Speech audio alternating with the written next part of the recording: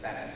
I have three arguments for you today, but first I want to deal with what Teju said. He thinks that the social contract comes before the government. But what we would say is that a government that doesn't allow certain citizens to vote has no mandate to govern or make rules over those own people. It's protected time. I have three arguments for you today. I want to talk about what democracy is, because I don't think Teju understands what democracy is. Then I want to talk about voter apathy and how this resolution will drastically decrease voter turnout. And I want to talk about how this resolution discourages certain minorities from voting. Then I'm going to do some refutation of Teju. But first up, what is democracy? What Teju is proposing is a model of making intelligent decisions, inherently a technocracy, where certain people who have a certain amount of knowledge are able to vote. But we would say that that's not the value that Canada upholds. Because when we have a democracy, we would say that it's fundamentally important to have a representative decision being made. Namely, that even if it is the wrong decision, so long as the decision is the opinion of the people of Canada, that it is correct. So long as the people of Canada want something to happen, that it will happen. That is the fundamental basis for democracy.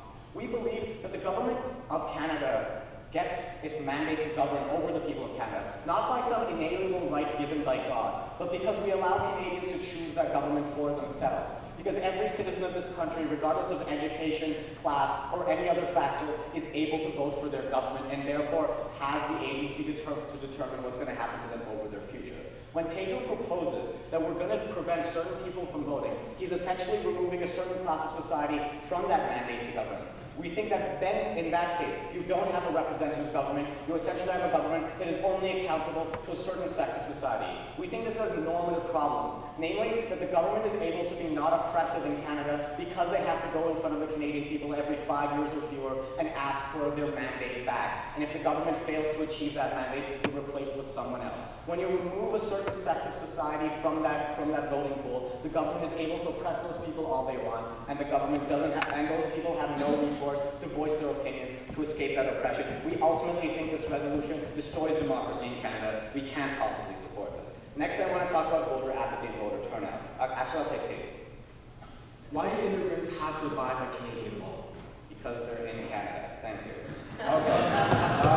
Now I want to talk about voter apathy and voter turnout. We see that in Canada specifically, we have a huge problem with voter turnout. This is the Ontario Provincial. In the last Ontario Provincial election, 40% of Ontario residents voted. That means a whopping 60% of Ontarians, couldn't be bothered to leave the house for 30 minutes to place their ballot in a community center near their home. What is going to happen to these people when we tell them not only do they need to leave their house for 30 minutes, but they also have to study for a test and pass it and possibly pay for it and then go out to vote? I think if these people make the cost-benefit analysis and 60% of Ontario residents choose not to vote because they're apathetic and because they don't care enough, how many people are going to choose not to vote when we tell them they need to pass a test? I don't like tests. I would assume the majority of Ontarians don't either.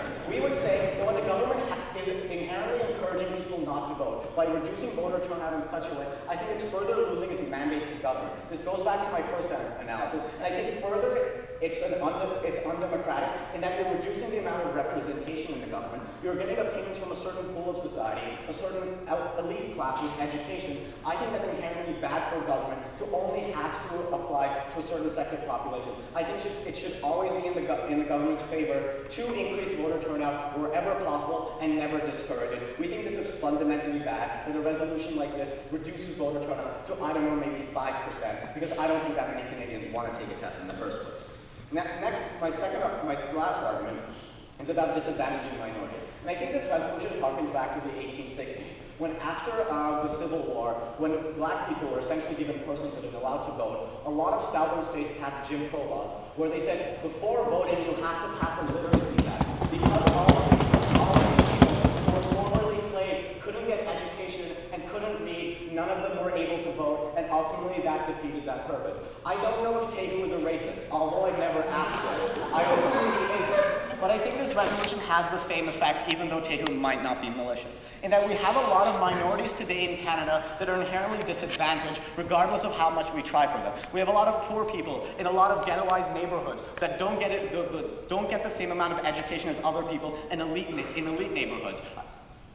And I think furthermore that you have a lot of homeless people, a lot of people who don't have the same opportunity to get education. And I'll take you in a moment. But I think what these people are the most disadvantaged in society, and they're the most vulnerable to risk, and therefore they deserve and need the most help from the government. And when you pass a resolution like this, they're inherently less educated. Therefore, they're inherently going to be less able to pass this test, because they inherently have less opportunity to gain that education in the first place. But they're also less likely to vote. So you're ultimately putting a sector of society that's already disadvantaged, and you're removing the government's accountability and responsibility to do it. When Stephen Harper only has to talk to people who are really rich because they're the only people who can be bothered to pass a test, what happens to the really poor people? Who's going to care for them? Who is that asking? Okay, but isn't that the argument for better civic awareness? Yes, it is. I think we completely agree with that. We want better civic engagement and education, and this resolution provides neither. Okay, now I'm going to do some refutation of Tate. Firstly, he talked about the social contract. I think he misunderstood what the social contract was. Because he said the government gives you certain rights, and therefore you get certain responsibilities. We say that the government doesn't exist unless you can vote for it, right? So the precondition for that contract to actually exist is that you vote in the first place, right? Then you get certain rights from the government that you created. When there's a government that you didn't vote for, it's telling you that you get certain rights and you don't get other rights because we don't think so, then you as a person don't have the ability to affect your own future and the rights you are inherently aware of. And you also don't have the ability to leave this contract unless you leave Canada or like live in the forest somewhere. So we ultimately see that when you pass this resolution, everyone who isn't able to vote is directly removed from the social contract. We don't see this as very true because we see that a lot of citizens, a lot of people, when they in fact fail this test, are actually very good, productive citizens of society. I know a lot of people who work really hard, pay a lot of taxes, but know nothing about the government. They're not inherently deserving of less rights than anyone else simply because they haven't bothered to learn something. I think the social contract still applies to you. Not because you have a certain amount of education, but you're inherently a person in Canada and you're fundamentally equal to everyone else. That's the basis of social contract.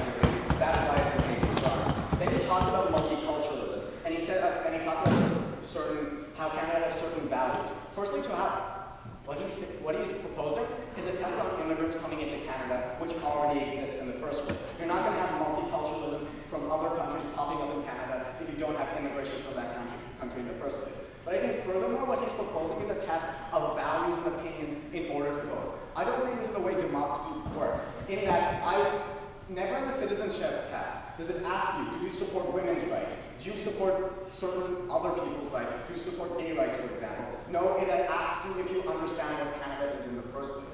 When we create a test where we test for your values, you're inherently removing certain opinions from the public sphere of discussion. You're inherently creating a system where we're not allowing you to vote because you hold a certain opinion that we disagree with. That's inherently contradictory to the fundamental idea of democracy, which is that we represent the decisions and the opinions of the people in Canada. The resolution that Tatum proposed today does nothing to help decision-making in Canada, but further discourages people from voting, further makes decision-making by government worse, and it's something that we on opposition cannot possibly stand beside opposition.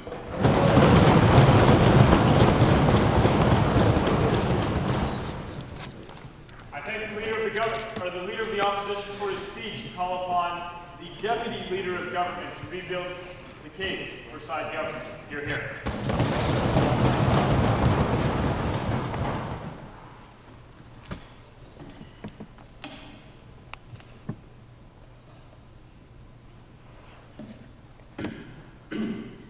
Man, I hate taking academics. Alright, we're arguing today to further decide the prop case. And I'm telling you why we think that actually we're not going to have the apathy that Wilson talked about. We think we're actually going to have this expansion of civic awareness, and why we think it's beneficial. And I'm going to show you why we think a misinformed vote is probably much worse than no vote at all, and I'll show you why after this reputation and all. So the first point, the expansion of civic awareness. We recognize today that on voters as a whole, that the thought process that when you study for a citizenship test as an immigrant, we think there's a parallel to that when you study for that as a voter. And here's that. That when you study for a citizenship test, it's more than just that 20 minutes of the test, more than just 20 multiple choice questions. We think that firstly, not everyone's going to fail if there's identity claims, like that's what immigrants become citizens in the first place, without speaking the language. But we think even more than that, we think there's a personal anecdote that I want to use. So one time I helped my friend's Korean mother actually pass the citizen test, right? And so I have a lot of spec knowledge on this. We think there's 4 factors in this test that actually are important. The first is the workings and the function of the government. What happens in the citizen test, you learn about the governor general, the lieutenant governor. You learn about the Senate and the House of Commons. You learn about how to actually vote. You learn about respective provincial laws and respective provincial MPs and how that system works. We think that unless you actually understand the function of the government, you can't make an informed vote. And if you're misinformed vote, and if your vote that is made on a whim, like Tim's mother's was, no offense to his mother, you're going to harm other informed voters and harm other constituents who want that vote. We think that's just harmful to democracy.